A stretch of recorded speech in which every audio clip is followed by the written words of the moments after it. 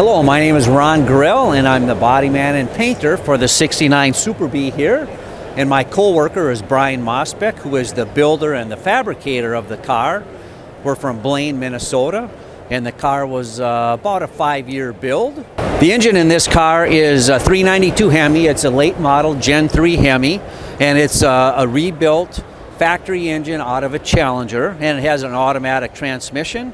The firewall was fabricated from scratch, along with the inner fender panels, and all the core support closeout panels are also fabricated from scratch, and they are painted along with the bottom of the hood in a matte clear finish, meaning not shiny like the outside of the car.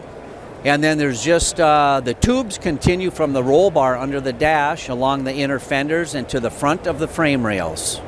The finish on the engine is Cerakote to match the center of the wheels, and Cerakote color is used on accenting all of the rest of the parts on the car, including the chassis parts. Some of the body modifications on the car are the ground effects on the bottom that start at the front bumper and go all the way to the rear bumper. The car has a flush fit windshield and a flush fit back glass, meaning that it fits flush with the body and there's no molding in between to cover the gap.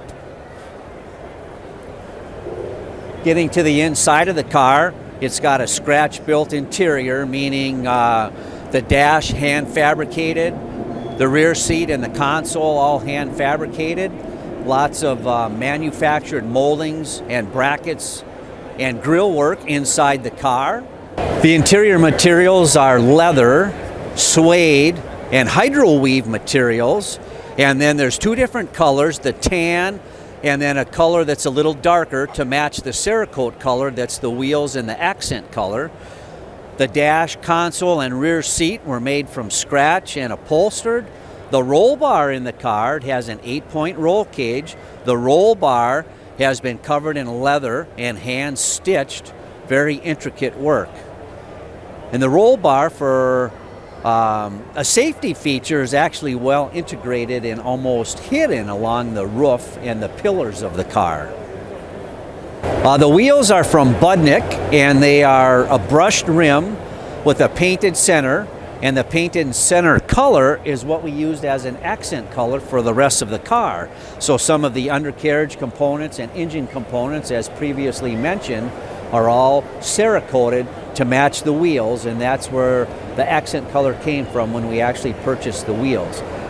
The rear stripe on the car is a factory duplicate of the original Superbee stripe, and instead of it being a decal or painted on with the color, we actually painted that on in a flat clear, so it's a little bit of a contrast to the shiny clear on the car.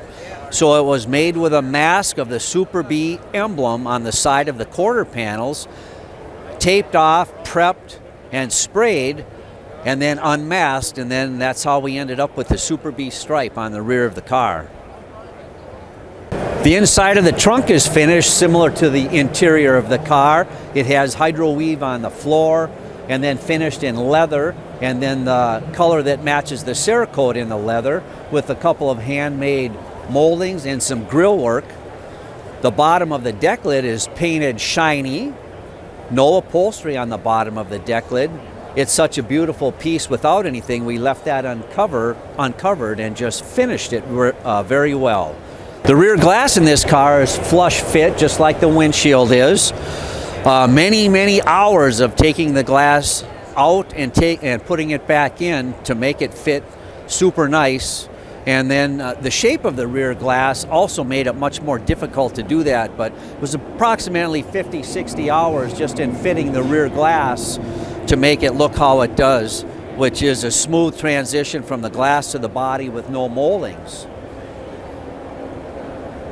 Getting down to the wheel area of the rear, it's been wheel tubbed, so the fat tire fits inside the fender, and then underneath the car is finished with shiny paint, flat paint, and then more Cerakote color to match the wheels.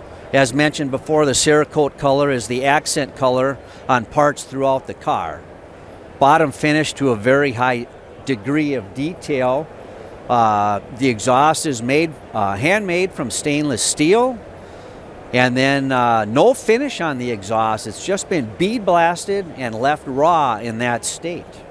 After the show this weekend, we plan on showing the car in St. Paul, Minnesota in April.